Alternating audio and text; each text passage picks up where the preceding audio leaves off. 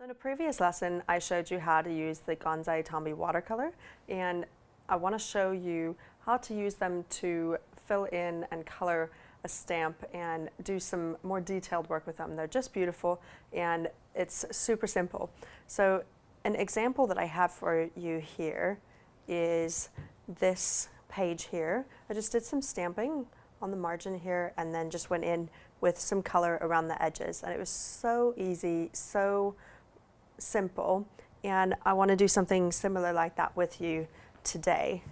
So we're going to get started here on this part of Esther 4, and I am going to dress on my page. You definitely don't need to, but if you do, that will strengthen your page and it will help you not have any bleed through to the back side of your page. And I prefer that, but it's not necessary, and I don't always do it. But if you want to, then I would definitely recommend that you do. And of course, this is definitely my favorite for that. Esther 4, verse 14 says this: "For if you keep silent at this time, relief and deliverance will rise for the Jews from another place, but you and your father's house will perish. And who knows whether you have not come to the kingdom for such a time as this?" What was happening in this scripture was that Esther had become queen, and there had been a plot against all of the Jews, which she was a Jew, and her uncle Mordecai was telling her, if you keep silent and you don't tell the king what's going on here, relief and deliverance will rise for the Jews from another place, but you and your father's house will perish. And who knows whether you've not come to the kingdom for such a time as this. So it makes sense in the context of what's happening there. I always encourage people to read context, and it helps to make sense. So really, Esther was in a position of influence to make a difference in the world around her. And because she went to the king and was honest, even though it was actually forbidden for her to go to the king without permission, she did it, and she spared the life of all the Jews because of her act of bravery. And it was such a time as this that she was born for. Now, not all of us have such a dramatic moment that we were born for, but all of us have moments in our life, all through our life, that nobody else can live for us. You were born for this life, and nobody can be you. You are born with a purpose, and you matter. Nobody else can fulfill what you are meant to do in life. And so it's good for us to be the best version of our own selves and not to be anyone else, not try and be like anyone else, and just be the very best of ourselves and be able to love the world around us well and know that God created us special and with purpose. So never feel as though you are insignificant in the picture around you. You matter greatly. And that is good to go. I'll just set this to one side and I will get going. So I don't need that anymore, but I'm going to take this clean one and put it right underneath here. Okay, and I'm going to get out these Gansai Tambi watercolor. And they're just these beautiful Japanese watercolors. And of course, in the previous lesson where I talked about these, you could see these. I'm going to leave the lid to one side so that I can refer to all of these beautiful colors. I particularly like these shimmery ones. I don't know if you can even see that, but in real life they are just stunning, and the color is just so rich and beautiful. So I'm going to use these, but I am going to just get some stamping down, and then I'm going to use these to do all of the illustration with. So I'm just going to set this right here, and then I'm going to be using some of these stamps from this new line, this Creating in Faith line, and these are really special because they're actually made and designed specifically for the margins of our Bibles, and there's a whole creative line, and I think they're really cute. So I'm going to use this one, which is Esther, which is perfect because we're in the book of Esther today, and I'm going to use a little banner here as well. So I'm going to get out my banner And I'll get out Esther.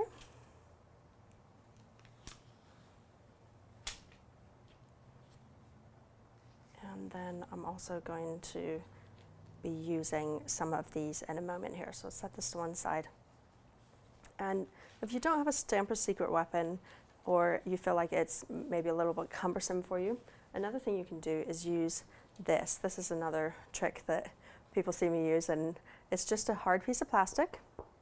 And this is actually a piece of an accessory that goes with my die cutting machine. And then this is the silicone rubber, which is another accessory. And these things are used for embossing on your die cutting machine. And I just use these with the hard plastic down and then the silicone rubber on top. And that gives me a really good cushion and a thin, very hard surface to put underneath my page. So I'm just going to put it behind this because I want to keep everything clean. But it's just going to tuck in behind there. And that will give me a good cushioned but hard surface for my stamping. So I need an acrylic block, and I've got one that's just the right size for my margin, and she's just going to fit right in there. And then all I need to do is get out some Archival ink. This Archival ink comes in different colors, so I could do this in a brown color or other things like that, which would be beautiful. But I'm sticking with black today. Giving this a good press because I want to make sure that there's lots of ink on there. I'm just going to do my stamping.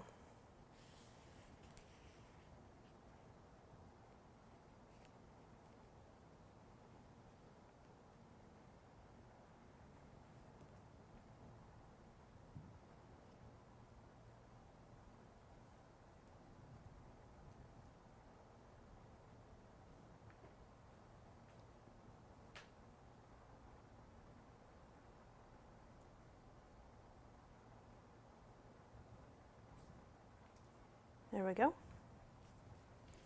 And then I want to get this little banner right down here.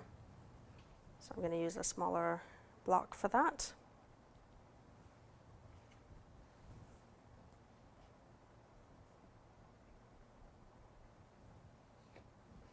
I can see the ink on there. And I'm just going to try and line this up so that it's right at the bottom.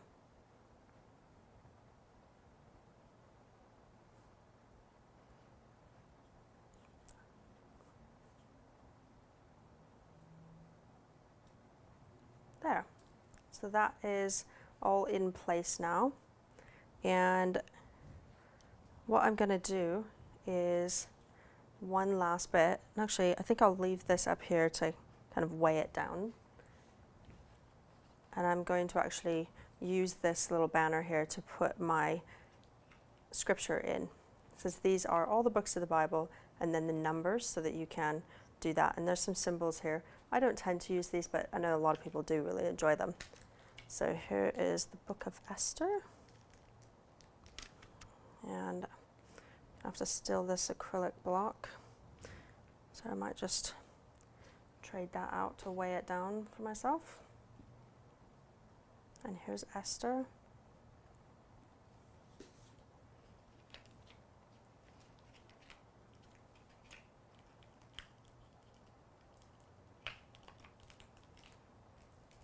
These can be a little bit cumbersome because they're so tiny, but they're great.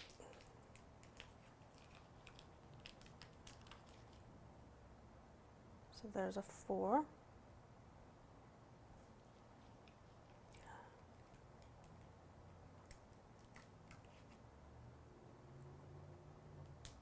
And I've got this, but I'm not going to use it just yet, I think, because I want everything to be nice and tight. So I'm just going to get these ready.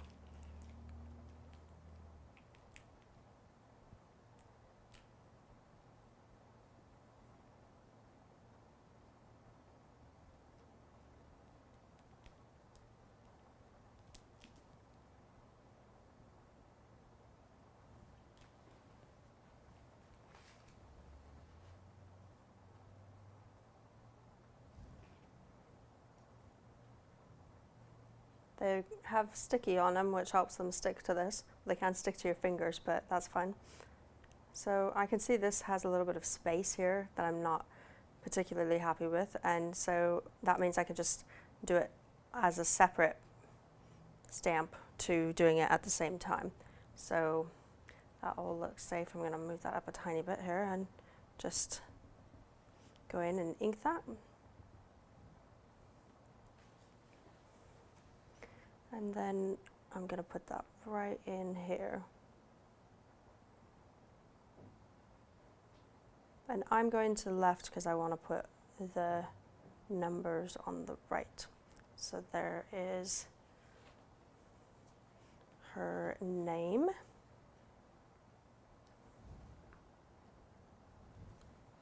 And then I need a 4.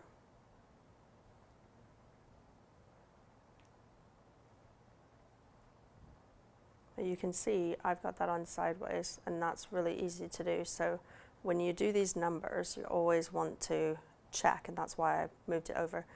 You want to check that you're putting it on the correct way.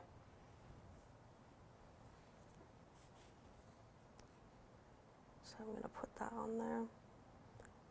And I probably won't line these up perfectly, but that's just the beauty of doing things handmade.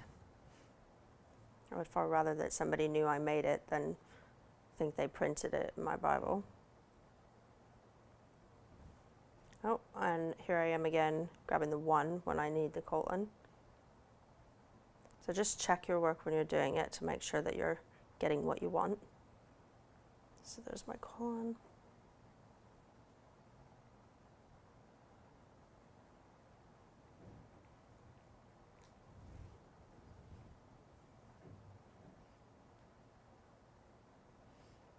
And here's the 1.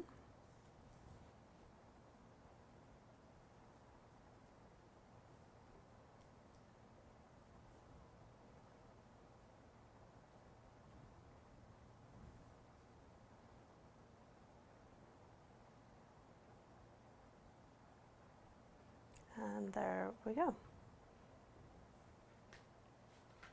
So now that I've got this done, I want to get it colored up.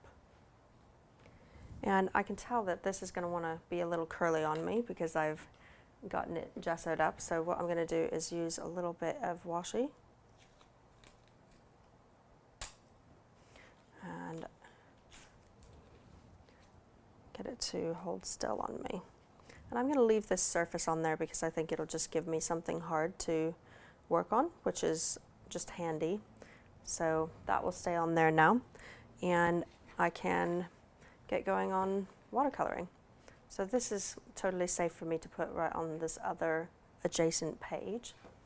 If you were worried, you could use your other mat on it. And I'm going to refer to these colors as I go along. So in with my water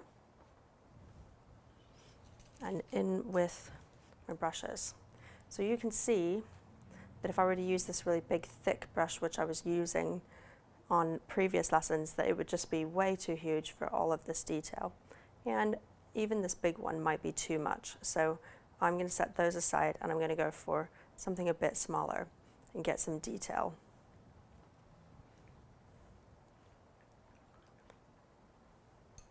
Now remember, when you're looking at these colors, then you can see the number over here and that tells you what you're going to get.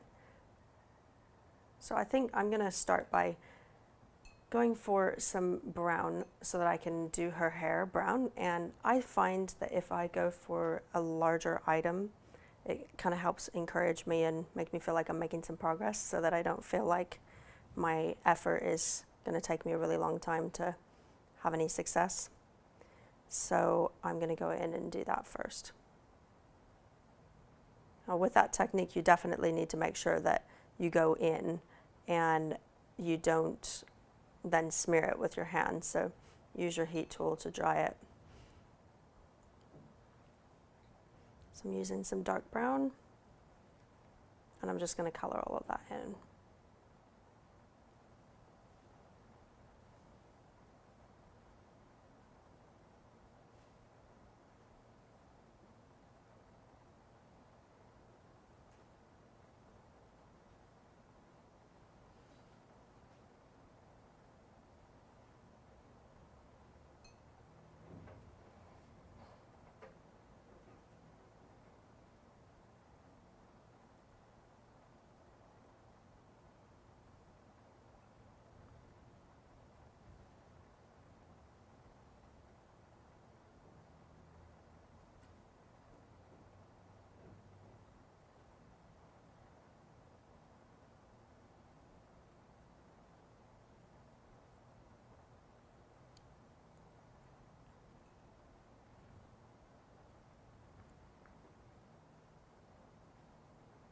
Just going to go in and do the stuff that's around her face here. And you can probably notice that she's got some flowers in her hair. So I'm going to do those a different color, so I'm just trying to use a bit of detail. And while this is looking okay to me, I'm finding it complicated to do, and that's because I've got a brush that is too big for the little areas that I'm going into. So I'm going to swap brushes, and then that will make it much, much easier for me. I'm going to set that aside, and I'm going to choose my smallest brush. Then this will make it even easier for me.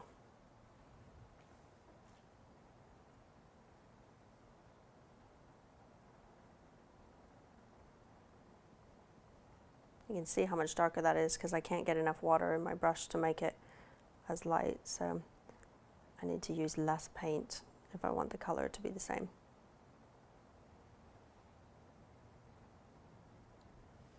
And you can see how much easier that detail is because I've got a tiny little brush. And it's a trick. You don't want to actually push your brush because you actually find that your hand doesn't have as much stability, so you want to pull towards you and then lift and pull towards you, and that will give you the kind of stability that you need to get the color that you're after and not going outside the lines, shaking or anything like that.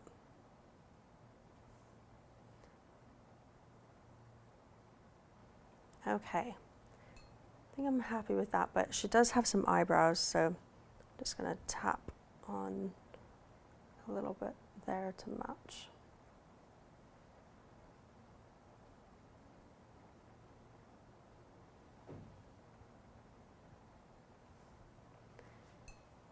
And then I am going to go in and do her headband next, but I want to dry this so that I don't run into any smudges or anything like that.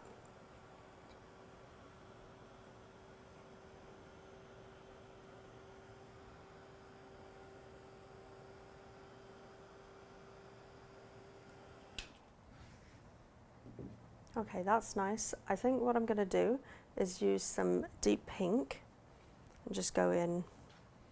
I'm going to use this middle-sized brush that I was using before. And that's this number 37. So just get a little on there and go in and do all of the roses. And just avoid that headband because that is not part of the roses. I've got something different in mind for it.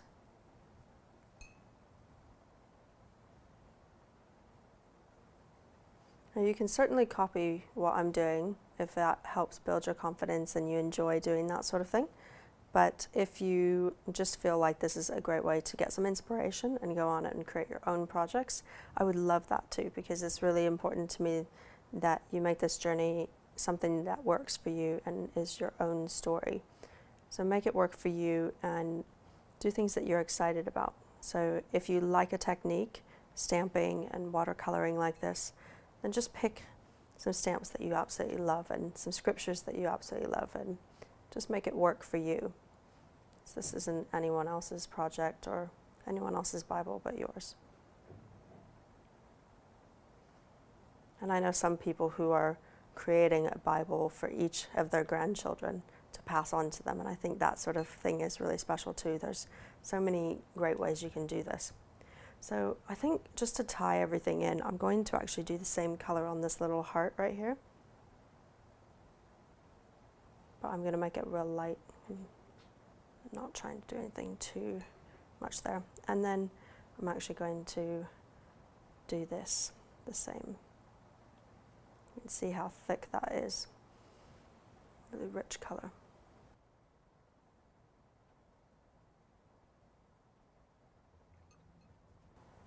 Okay, I feel like the color choices here mean that I need to pick this light brown for her skin, and then I'm going to make it particularly watered down, and that will give me a nice light skin tone. And typically I would mix some colors, but I don't want to get this complicated for you. This is super simple.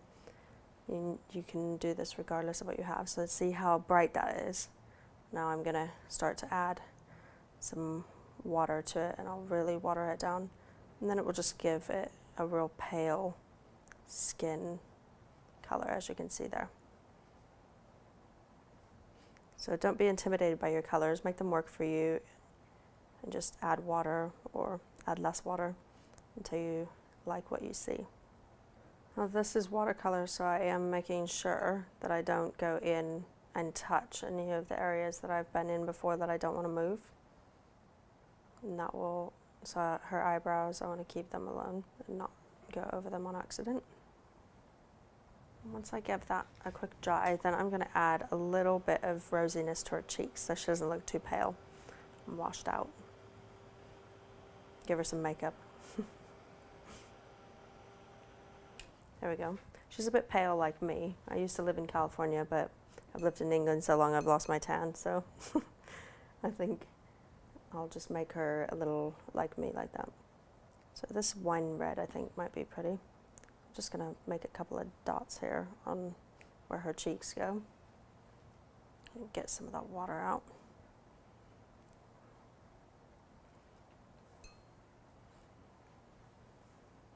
I just want to get it really dry, and then I'm going to go in and just do a nice little circular motion right by the edge of her cheeks. If I did it right by her nose in the center, it would probably look like a bit clownish. So I'm going towards the edges, and then I'm softening up the edge here on this inside so that it kind of blends in, and then you hardly notice it, but she ends up with a bit of a rosy cheek.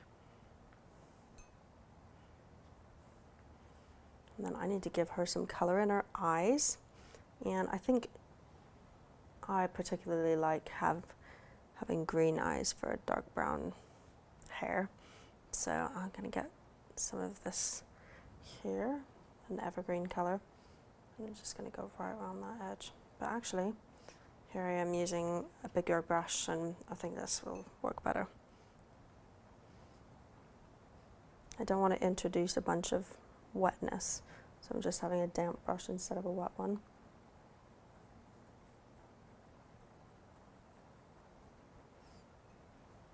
So what I'm going to do is, we normally have a pupil, and this is so small I'm not going to do lots of colors.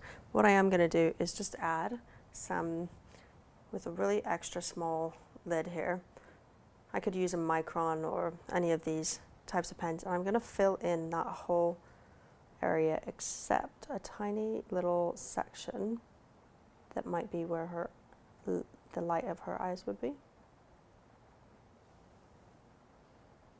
because I want her to still have a glimmer in her eye. I'm just making it the same spot on both the left and right side, and then that makes her look a little bit more realistic. So I'm okay with that, and now I want to give her a shirt color and do those last finishing touches. So I think that I would like to give her a green shirt to match her eyes, and I'm just going to go in with that same color, and I'm actually going to add it at the top here, and then I'm going to drag it down so that it just disappears slowly from the picture rather than making it stop at a certain place. So my last finishing touches, I think, so I want to try and make these look a little bit more colorful, and we're just going to do that by introducing another similar color. So I think I'm going to go for this wine red, and you'll notice I'm using very few colors. I really don't want to have, 10 or 12 colors here, because it will make it harder to notice that everything kind of goes together. So I'm making a shirt that matches her eyes, and I'm making sure that the roses match the sign, and so on and so forth. And it just helps everything kind of come together as a nice image together. So that's a great way to improve how you're doing stuff, is to just pick a limited palette of colors to work from, and then try and see how you can make everything kind of come together while still having a little bit of nice contrast. Okay, So I want to add a little bit of this shimmering stuff here. I think it's beautiful, and I'm going to use this gold color here. So get my brush wet, and it lifts off so nicely. A lot of times with a cake type of pan watercolor set like this, you'd find that you need to actually spray it with a spray bottle and let it sit for a while before it softens off and you can pick it up. But this is super easy to get off, and it comes really nicely. So I'm just going to do her necklace. This might be the edge of her shirt, but I'm going to make it her necklace today. This will just add a pop of shimmer. And I'm going to go over the heart that I gave a rosy color to. And then that headband. And you can see how simple this was. And I haven't covered any text in my Bible. And I have spent time thinking about this scripture. And that is what this process is all about.